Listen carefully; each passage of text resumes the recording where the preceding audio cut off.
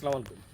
গত বছর 2025 সালের 13 তারিখ মে মাসের রামগঞ্জের উপজেলা চণ্ডীপুর ইউনিয়নের কালুপুর গ্রামে আমার ফুফুকে তাজিয়া বেগম, বয়স প্রায় 65 বছর, তিনাকে এসার সময় রাত 8টার দিকে কে বা কারা ওনার ঘরের মধ্যে রান্না করা অবস্থায় ওনাকে নির্মমভাবে গলা কেটে হত্যা করা হয়। পিছনেই তার কবর, এখানেই তিনি শায়িত আছেন চিরনিদ্রায়। এরপরেই তখন আমার ফুফাজি মসজিদে নামাজ অবস্থায় ছিলেন। তিনি মসজিদ থেকে এসে আমার ফুফিকে দেখেন যে তিনার নিথর দেহ রক্তাক্ত অবস্থায় রান্নাঘরে সেখানে পড়ে আছে।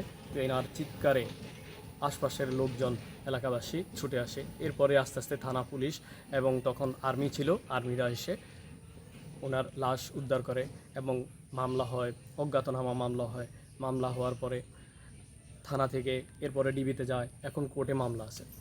এখনও পর্যন্ত তিনার কোনো আসামি এখনও পর্যন্ত শনাক্ত করতে পারে নাই পুলিশ, ডিবি, কেউই।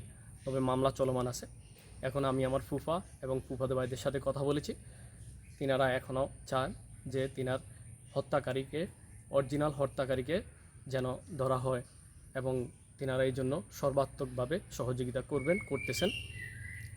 আমরা চাই আমার ফুপুকে যারা নির্মমভাবে হত্যা করেছে অন্যায়ভাবে, তার সঠিক বিচার হোক, সুস্থ তদন্ত হোক। সুস্থ তদন্তের মাধ্যমে যেন আসামি ধরা খায়, আর এরকম নির্মম হত্যাকাণ্ড যেন আর দেশের কোথাও না ঘটে। সবাই দোয়া করবেন যেন আমার ফুফুকে আল্লাহ তাআলা বেহেশত নসিব করে। আসসালামু আলাইকুম।